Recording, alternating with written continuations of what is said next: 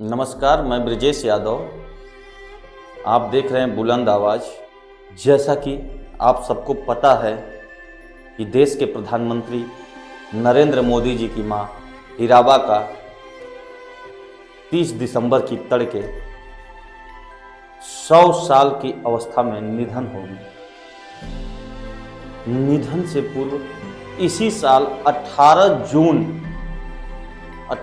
जून 2022 को मां हीराबा ने अपना 100वां जन्मदिन मनाया था। इस जन्मदिन के मौके पर उनके बेटे प्रधानमंत्री नरेंद्र मोदी ने मां के लिए एक लेख के जरिए अपनी भावनाओं को व्यक्त किया। इस लेख में पीएम मोदी ने बचपन से लेकर मां से जुड़ी अब तक की बातों को साझा किया। बताया है कि कैसे उनकी मां ने उन्हें पाला पोसा और आगे बढ़ाया, इस काबिल बनाया कि आज वह देश की सेवा कर रहा है। प्रधानमंत्री मोदी ने मां की दी हुई सारी सीख के बारे में इस लेख में बताया है। आइए आपको हम बताते हैं कि मां हीराबा में क्या खूबियां थी, कैसे उन्होंने संघर्ष किया और प्रधानमंत्री नरेंद्र मोदी ने अपनी मां के लिए उस लेख में क्या क्या लिखा। मां हीराबा की कहानी उनके बेटे प्रधानमंत्री नरेंद्र मोदी की जुबान है। नरेंद्र मोदी ने लेख की शुरुआत में लिखा है कि मां ये सिर्फ एक शब्द नहीं है, जीवन की ये वो भावना होती है जिसमें स्नेह, धैर्य, विश्वास कितना कुछ समाया होता है। दुनिया का कोई भी कोना हो, कोई भी देश हो, हर संतान के मन में सबसे अनमोल स्नेह मां के लिए होता है। मां सिर्फ हमारा शरीर ही नहीं गढ़ती, बल्कि हमारा मन, हमारा व्यक्तित्व, हमारा आत्मविश्वास भी गढ़ती है। और अपनी संतान के लिए ऐसा करते हुए वह खुद को खपा देती है, खुद को भुला देती है। नरेंद्र मोदी ने आगे लिखा है कि आज मैं अपनी खुशी, अपना सौभाग्य आप सबसे साझा करना चाहता हूं। उनकी मां हीराबा आज 18 जून को अपने 100वें वर्ष में प्रवेश कर रही है, यानी उनका जन्म शताब्दी वर्ष प्रारंभ हो रहा है। मोदी ने लिखा है कि पिताजी आज होते तो पिछले सप्ताह वो भी 100 वर्ष के हो गए होते, यानी 2022 एक ऐसा वर्ष है जब उनकी मां का जन्म शताब्दी वर्ष प्रारंभ हो रहा है और इसी साल उनके पिताजी का भी जन्म शताब्दी वर्ष पूर्ण हुआ है। यह लेख लिखते समय मोदी जी ने 2022 की माता और पिता के शताब्दी वर्ष की उपलब्धियों को जरूर बताया, लेकिन शायद उन्हें इसका अंदाजा नहीं रहा होगा कि यही वर्ष 2022 के बीतने के ठीक पहले मां हीराबा उन्हें वह इस दुनिया को छोड़कर सदा सदा के लिए गोलोकवासी हो जाएंगे। मोदी जी ने अपने उस लेख में लिखा है कि पिछले ही हफ्ते उनके भतीजे ने गांधीनगर से मां के कुछ वीडियो उन्हें भेजे थे। घर पर सोसाइटी के कुछ नौजवान लड़के आए हुए हैं। मोदी के पिताजी की तस्वीर कुर्सी पर रखी है, भजन कीर्तन चल रहा है और मां मगन होकर भजन गा रही हैं, मजीरा बजा रही हैं। मां हीराबा उस वीडियो में जैसा दिख रही हैं उसका जिक्र करते हुए मोदी जी ने लिखा था कि आज भी वो वैसी ही हैं। शरीर की ऊर्जा भले कम हो गई है, लेकिन उनके मन की ऊर्जा यथावत है। प्रधानमंत्री नरेंद्र मोदी ने अपने उस लेख में आगे लिखा है कि उनके यहाँ जन्मदिन मनाने की कोई परंपरा नहीं है, लेकिन परिवार में जो नई पीढ़ी के बच्चे हैं, उन्होंने पिताजी के जन्म शती वर्ष में इस बार 100 पेड़ लगाए। मोदी के जीवन में जो कुछ भी अच्छा है, उनके व्यक्तित्व में जो कुछ भी अच्छा है, वो उनकी मां और पिताजी की ही देन है। आज जब लेख लिखते समय उन्होंने अपने दिल्ली में होने का जिक्र करते हुए लिखा कि आज जब मैं यहाँ दिल्ली में बैठा हूं तो कितना कुछ पुराना याद आ रहा है। उनकी मां जितनी सामान्य है उतनी ही असाधारण भी, ठीक वैसे ही जैसे हर मां होती है। आज जब वह अपनी मां के बारे में लिख रहे हैं तो पढ़ते हुए आपको भी ये लग सकता है कि अरे मेरी मां भी तो ऐसी ही है, मेरी मां भी तो ऐसा ही किया करती है। यह सुनते हुए पढ़ते हुए आपके मन में अपनी मां की छवि उभरेगी। मां की तपस्या उसकी संतान को सही इंसान बनाती है। मां की ममता उसकी संतान को मानवीय संवेदनाओं से भरती है। मां एक व्यक्ति नहीं, एक व्यक्तित्व ही नहीं, मां एक स्वरूप है। मोदी ने लिखा कि हमारे यहां कहते हैं जैसा भक्त वैसा भगवान। वैसे ही अपने मन के भाव के अनुसार हम मां के स्वरूप को अनुभव कर सकते हैं। मोदी लिखते हैं कि मेरी मां का जन्म मेहसाणा जिले के विसनगर में हुआ था।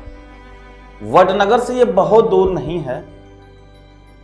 उनकी मां को अपनी मां यानी कि मोदी की नानी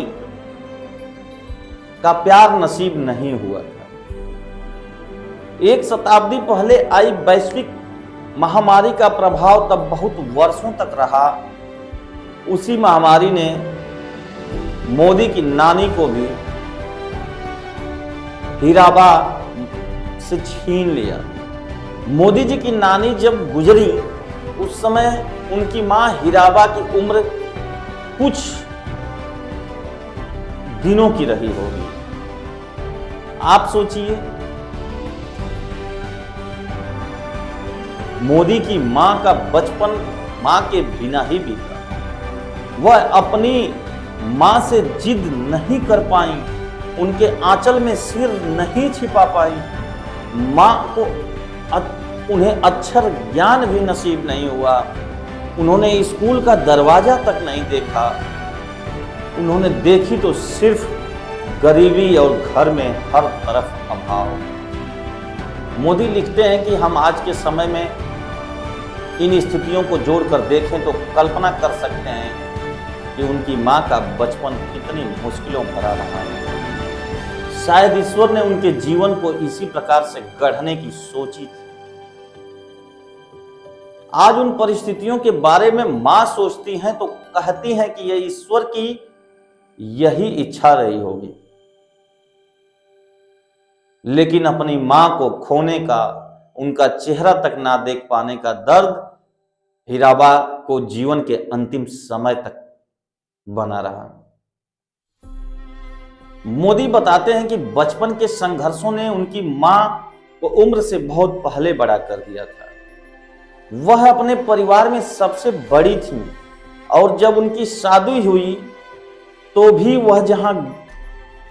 वह बड़ी बहू ही बनी।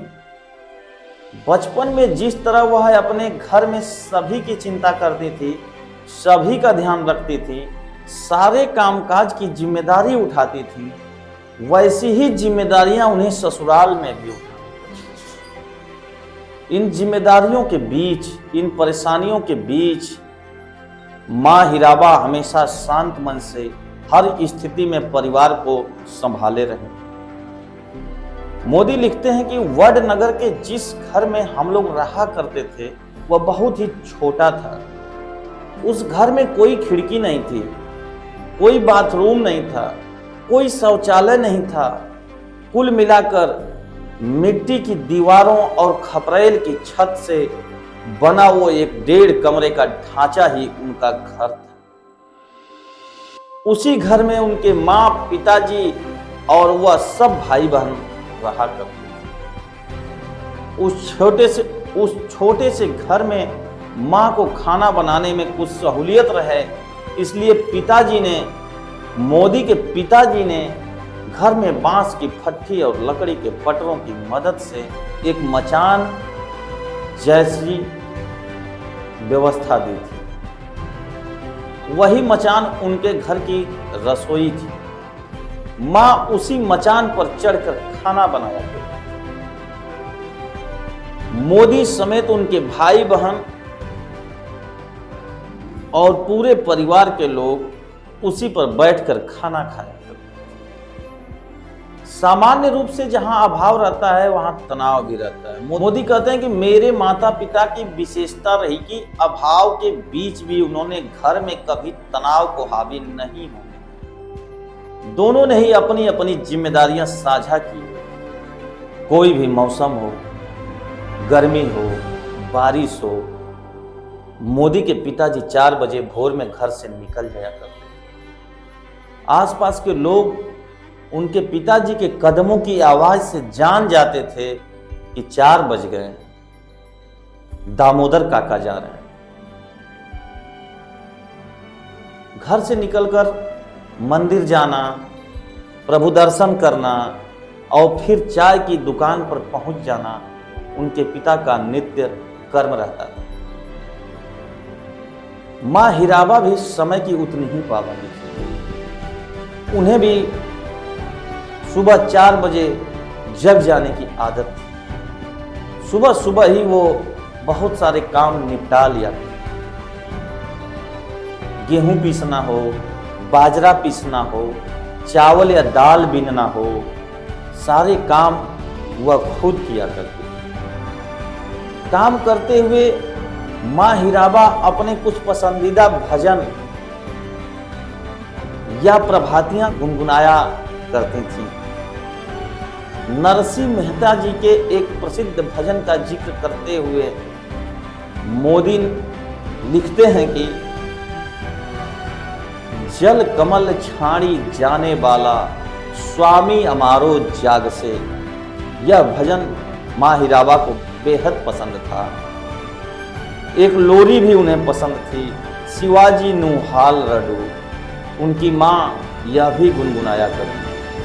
प्रधानमंत्री नरेंद्र मोदी की मां हीराबा कभी अपेक्षा नहीं करती थी कि हम भाई बहन अपनी पढ़ाई छोड़कर उनकी मदद करें। वह कभी मदद के लिए उनका हाथ बटाने के लिए कहती भी नहीं थी। यह अलग बात है कि मां को लगातार काम करते देखकर मोदी व उनके भाई बहनों को खुद ही लगता था कि काम में उनका हाथ बटाएं। मोदी को तालाब में नहाने का, तालाब में तैरने का बड़ा शौक था, इसलिए वह भी घर के कपड़े लेकर उन्हें तालाब में धोने निकल जाया करते थे। कपड़े भी धुल जाते थे और उनका खेल भी हो जाता था।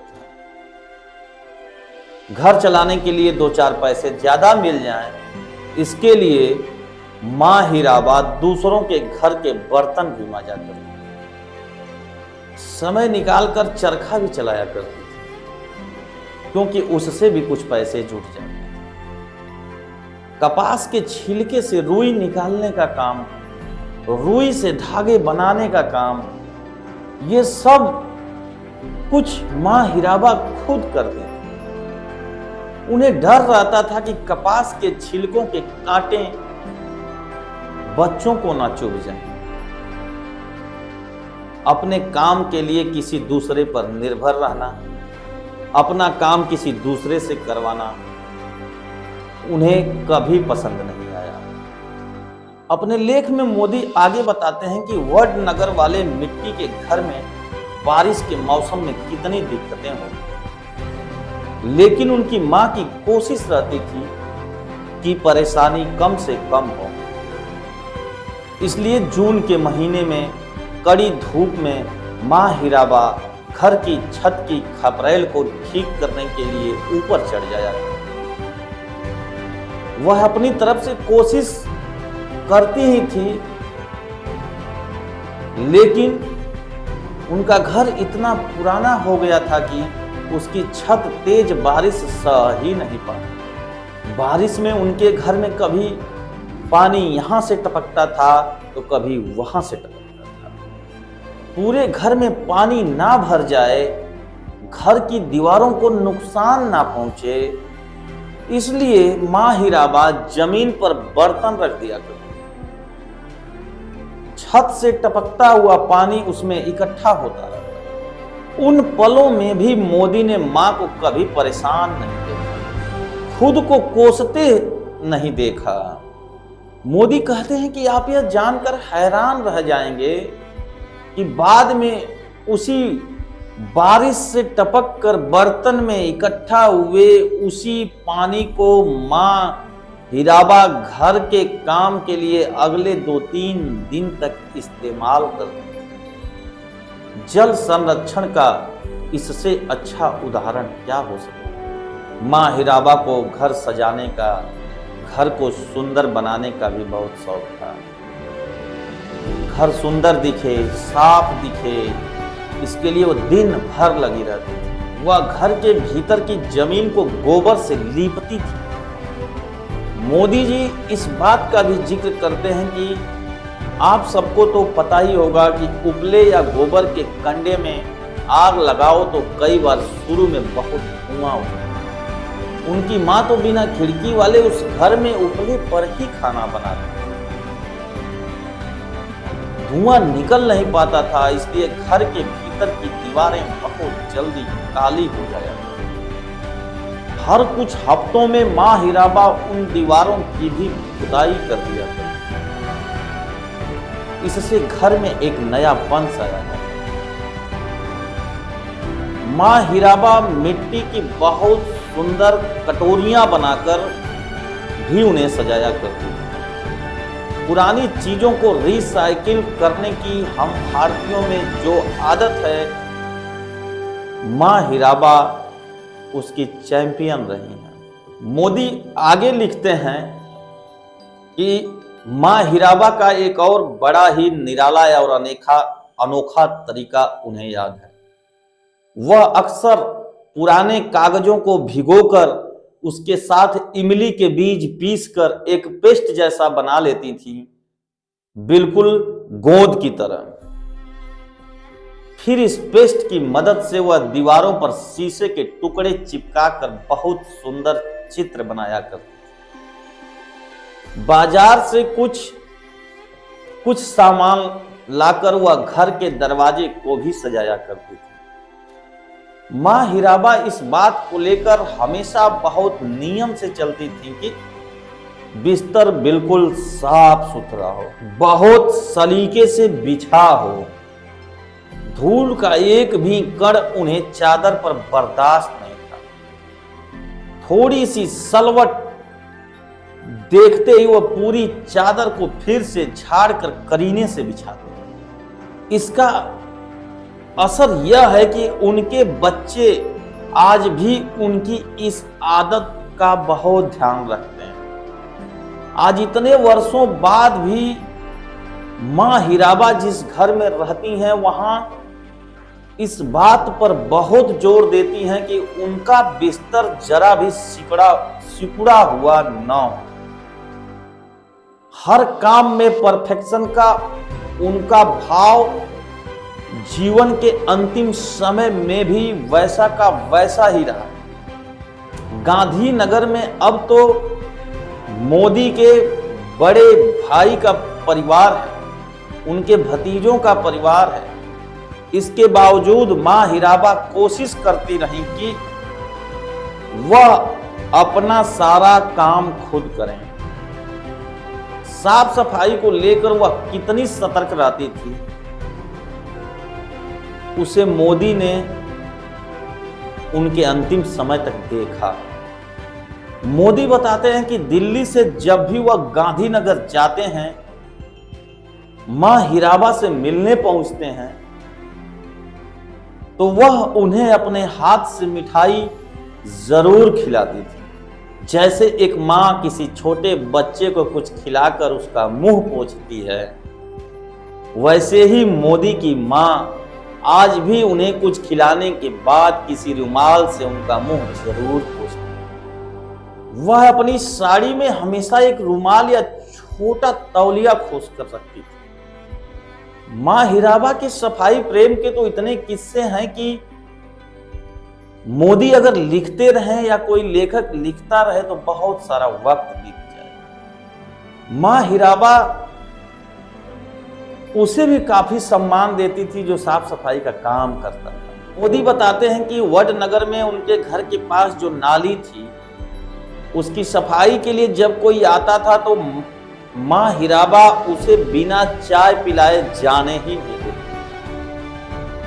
बाद में सफाई वाले भी समझ गए थे कि काम के बाद अगर चाय पीनी है तो वो हमारे घर में ही मिल सकती। मोदी को अपनी मां की एक और अच्छी आदत रही जो उन्हें जीवन भर याद रहेगी, जीवों पर दया करना मां हीराबा के संस्कारों में झलकता रहा। गर्मी के दिनों में पक्षियों के लिए वह मिट्टी के बर्तनों में दाना और पानी जरूर रखा करती। वह ऐसा इसलिए करती थी कि उनके घर के आसपास रहने वाले स्ट्रीट डॉग्स भूखे न रहें। मोदी बताते हैं कि पिताजी अपनी चाय की दुकान से जो मलाई लाते थे मां हीराबा उससे बहुत ही अच्छा घी बनाती और घी पर सिर्फ घर वालों का ही अधिकार हो, उनके बच्चों का अधिकार हो, ऐसा नहीं होता। उनके मोहल्ले की गायों का भी अधिकार था।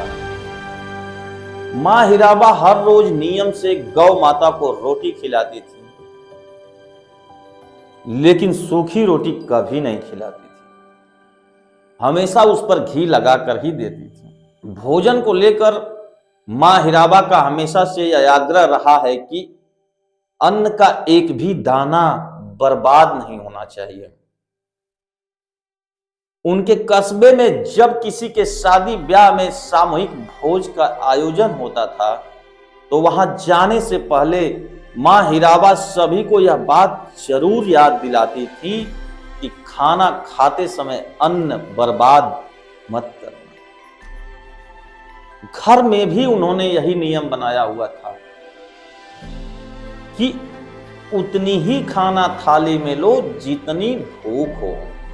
मां हीराबा अपने जीवन के अंतिम समय तक थाली में एक अन्न का एक भी दाना नहीं छोड़ी। नियम से खाना, तय समय पर खाना, बहुत चबा चबा के खाना, इस उम्र में भी उनकी आदत बना हुआ था। मोदी लिखते हैं कि उनकी मां हमेशा दूसरों को खुश देखकर खुश रहा करती थी। घर में जगह भले कम हो लेकिन उनका दिल बहुत बड़ा था। उनके घर से थोड़ी दूर पर एक गांव था जिसमें उनके पिताजी के बहुत करीबी दोस्त रहा करते थे। पिताजी के उन दोस्त का बेटा था अब्बास।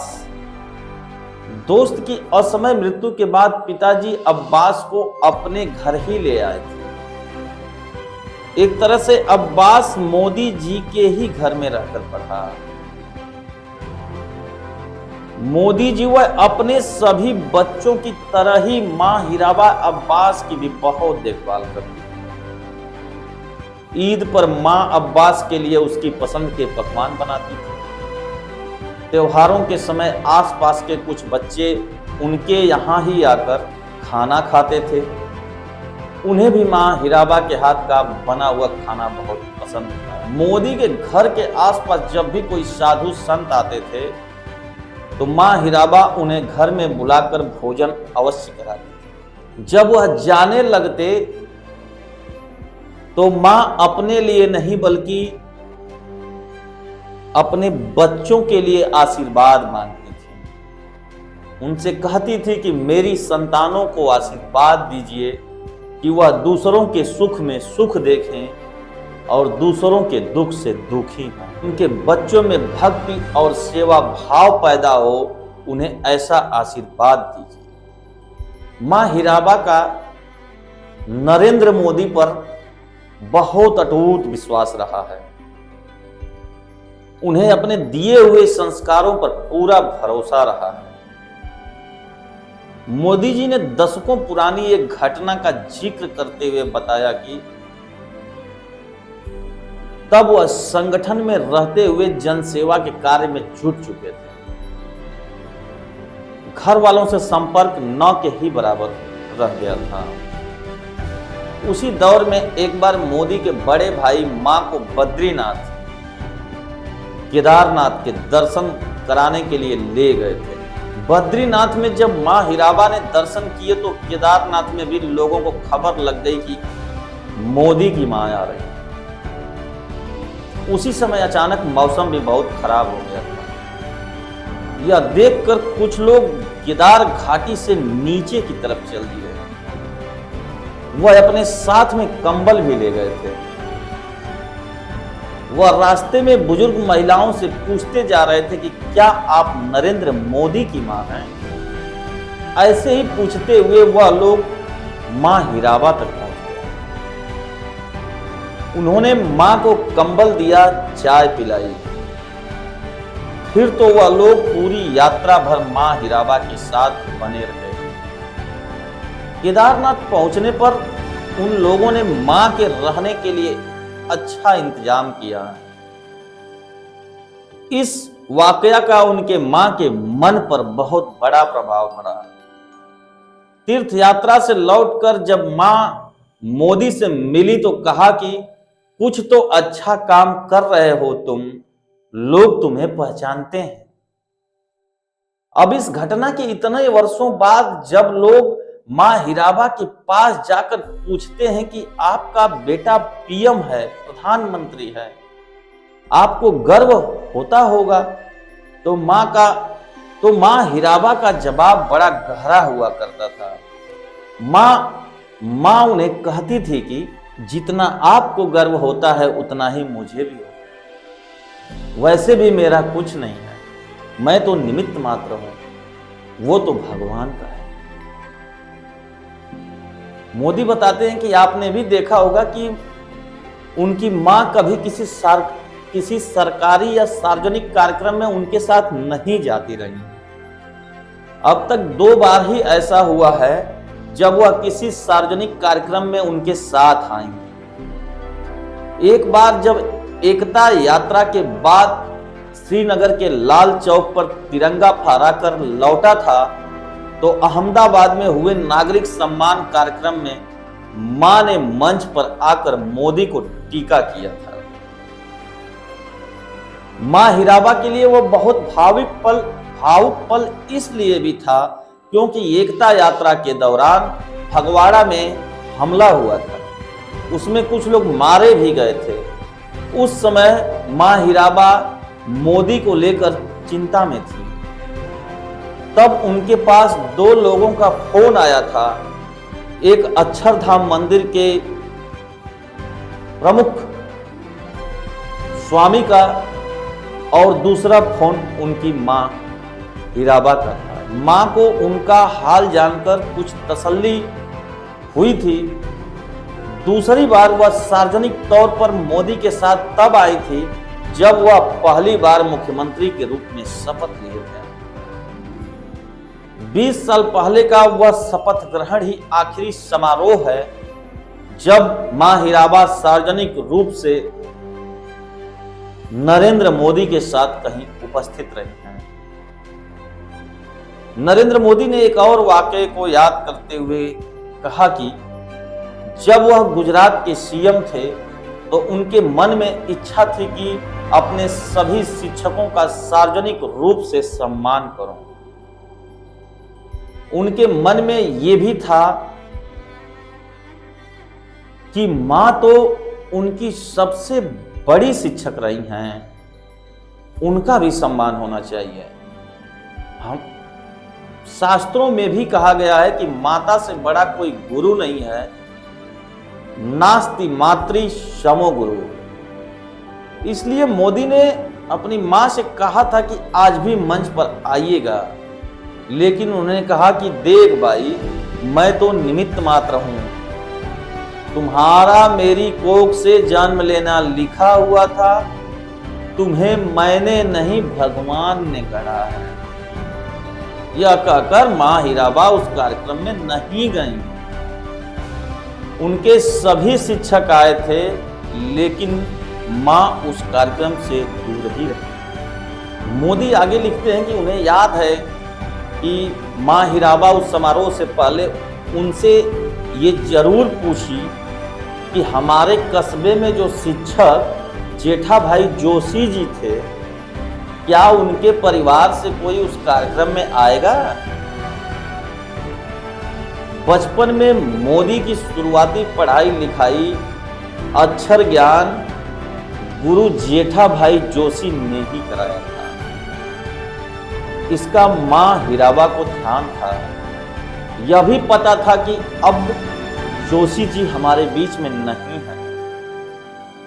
वह खुद तो नहीं आई, लेकिन जेठा भाई जोशी के परिवार को जरूर बुलाने को कहा। अक्षर ज्ञान के बिना भी कोई सचमुच शिक्षित कैसे होता है, यह मोदी ने अपनी मां में देखा है। उनके सोचने का दृष्टिकोण, उनकी दूरगामी दृष्टि कई बार हैरान कर देती है। मोदी आगे लिखते हैं कि अपने नागरिक कर्तव्यों के प्रति मां हीराबा हमेशा बहुत सजग रही हैं। जब से चुनाव होने शुरू हुए, पंचायत से पार्लियामेंट तक के इलेक्शन में उन्होंने वोट देने का दायित्व जरूर निभाया। कुछ समय पहले हुए गांधीनगर म्यूनिसिपल कॉर्पोरेशन के चुनाव में भी वह वोट डालने गई थी। कई बार वह मोदी से कहती हैं कि देखो भाई, पब्लिक का आशीर्वाद तुम्हारे साथ है, ईश्वर का आशीर्वाद तुम्हारे साथ है, तुम्हें कभी कुछ नहीं होगा। वह बोलती थीं कि अपना शरीर हमेशा अच्छा रखना, खुद को स्वस्थ रखना, क्योंकि शरीर अच्छा रहेगा तभी तुम अच्छा काम भी कर पाओगे। मोदी बताते हैं कि एक समय था कि जब उनकी मां बहुत नियम से चतुर्मास किया करती थी। उनकी मां को पता था कि नवरात्रि के समय उनके नियम क्या हैं। पहले तो नहीं कहती थी, लेकिन इधर बीच वह कहने लगी हैं कि इतने साल तो कर लिया, अब नवरात्रि के समय जो कठिन व्रत तपस्या करते हो उसे थोड़ा आसान कर लो। मोदी अपने जीवन में आज तक मां से कभी किसी के प्रति शिकायत नहीं सुनी।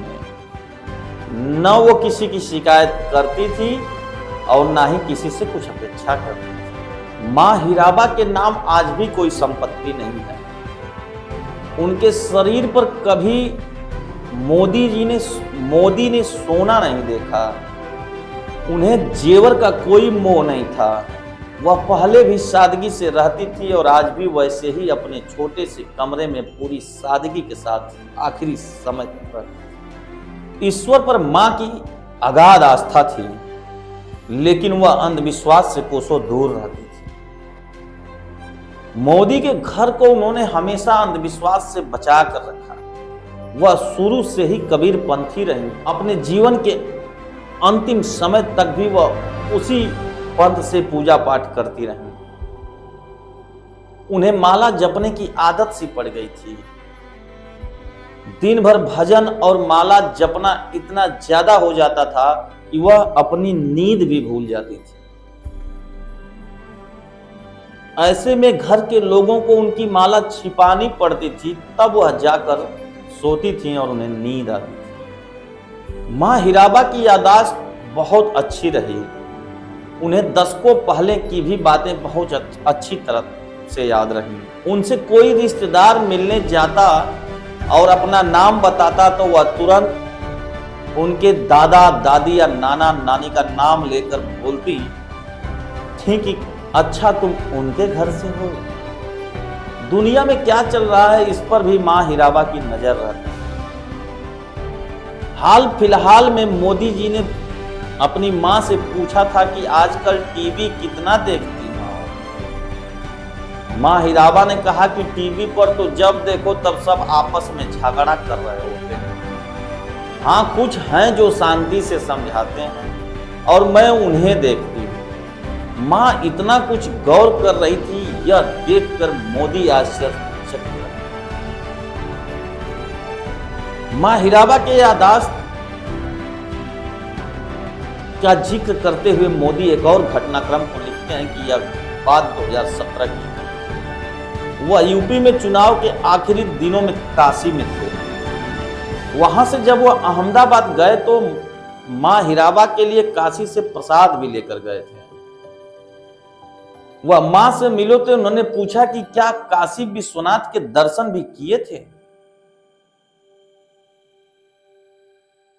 फिर बातचीत में मां ने पूछा कि क्या काशी विश्वनाथ महादेव के मंदिर तक जाने का रास्ता अभी वैसा ही है? ऐसा लगता है कि किसी के घर में मंदिर बना हुआ। मोदी ने हैरानी जताते हुए उनसे पूछा कि आप कब गई थी काशी? तो मां हीराबा ने बताया कि बहुत साल पहले गई थी। मां को उतने साल पहले की तीर्थ यात्रा भी अच्छी तरह याद। मोदी ने अपने लेख में बताया है कि मां हीराबा में जितनी ज्यादा संवेदनशीलता थी, सेवा भाव था, उतनी ही ज्यादा उनकी नजर भी पारखी रही। वह छोटे बच्चों के उपचार के कई देसी तरीके जानती थी।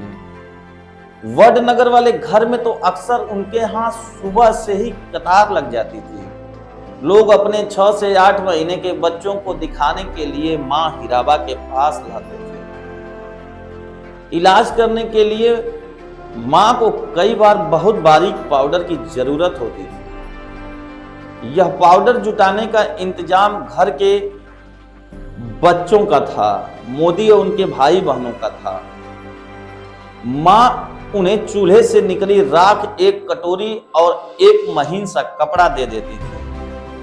फिर वह लोग उस कटोरी के मुंह पर वह कपड़ा कस के बांधकर 5-6 चुटकी राख को रगड़ते थे।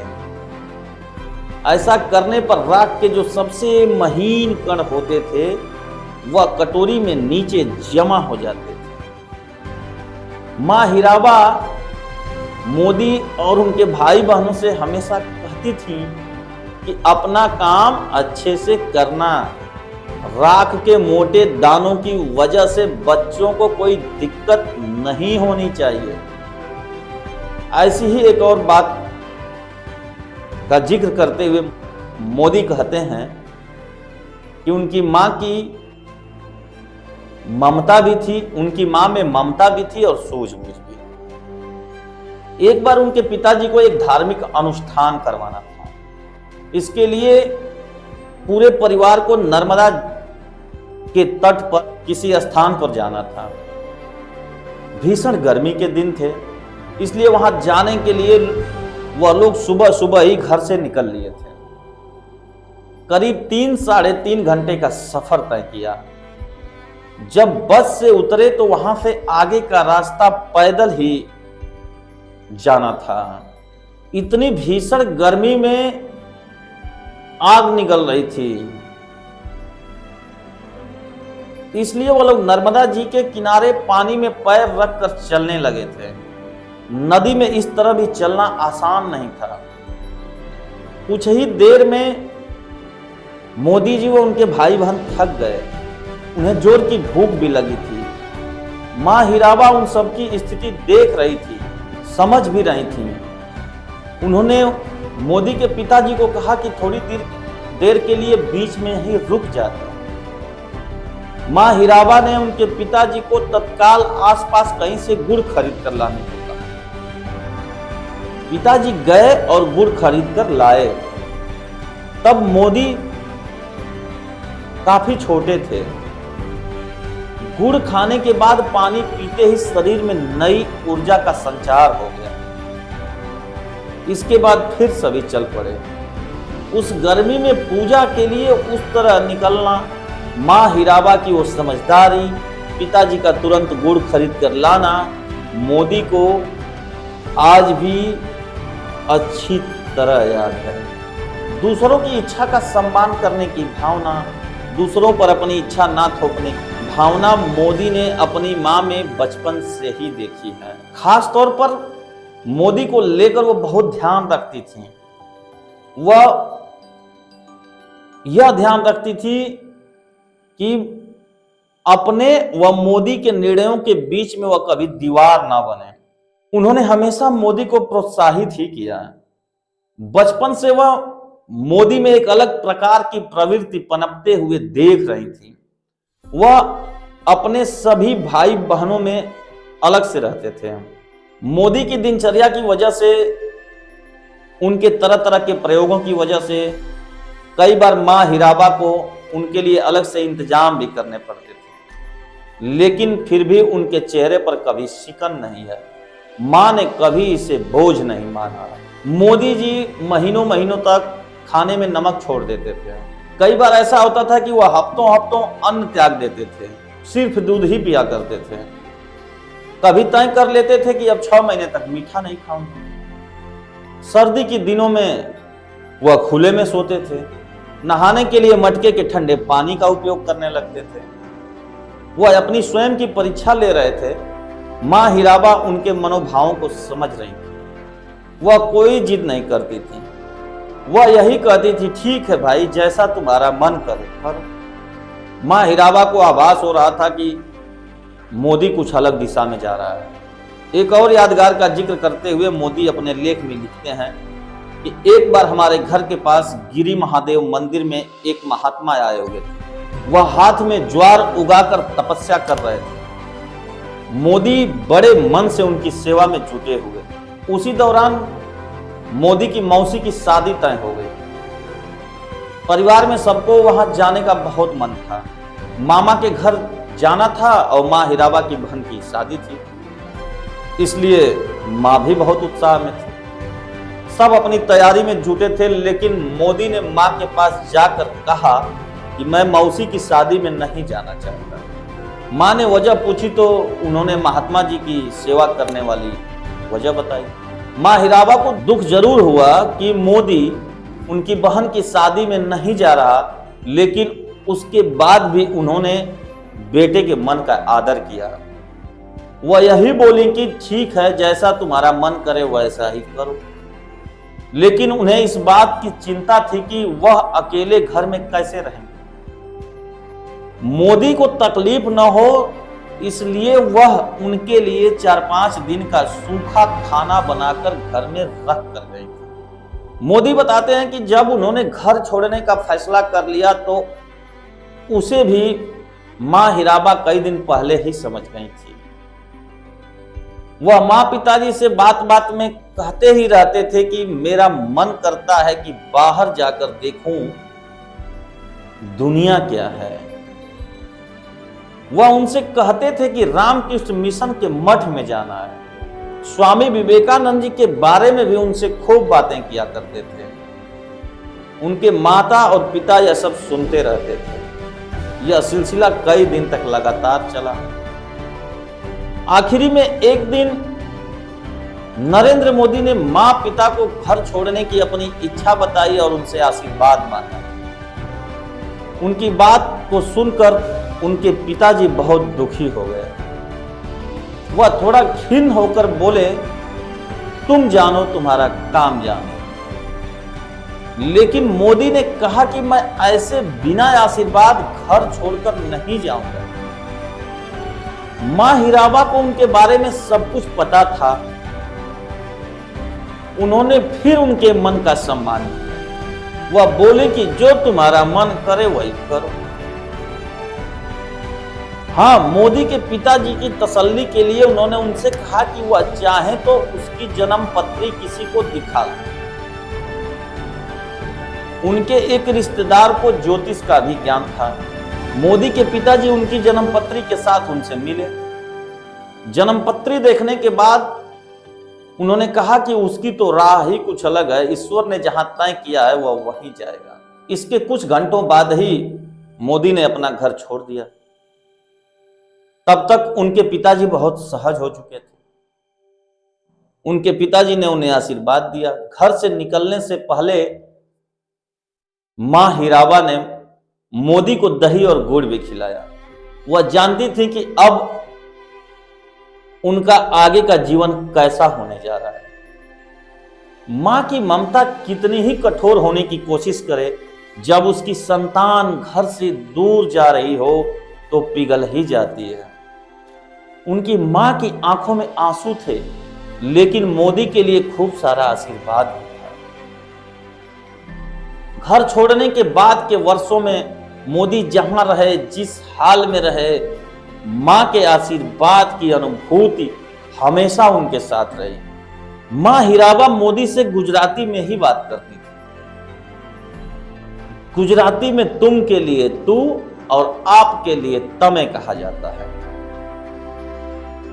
वह जितने दिन घर पर रहे, मां हीराबा उन्हें तू कहकर ही बात करती थी। लेकिन जब वह घर छोड़े, मोदी ने अपनी राह बदली, उसके बाद कभी भी मां हीराबा ने मोदी को तू कहकर बात नहीं की।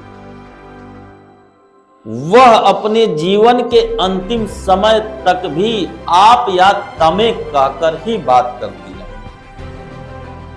मोदी की मां ने हमेशा उन्हें अपने सिद्धांत पर डटे रहने, गरीबों के लिए काम करते रहने के लिए प्रेरित किया। मोदी लिखते हैं कि उन्हें याद है कि जब उनका मुख्यमंत्री बनना तय हुआ तो वह गुजरात में नहीं थे। एयरपोर्ट से सीधे वह अपनी मां से मिलने गए थे। खुशी से भरी हुई मां हीराबा का पहला सवाल यही था कि क्या तुम अब यहीं रहा करोगे? मां उनका उत्तर भी जानती थी। फिर मुझसे बोली, मुझे सरकार में तुम्हारा काम तो समझ नहीं आता, लेकिन मैं बस यही चाहती हूं कि तुम कभी रिश्वत मत लेना। मोदी लिखते हैं कि यहां दिल्ली आने के बाद मां हीराबा से मिलना जुलना और भी उनका कम हो गया था। वह जब भी गांधीनगर जाते तो कभी कभार मां के घर जाना होता था, मां से मिलना होता था, लेकिन कुछ पलों के लिए ही।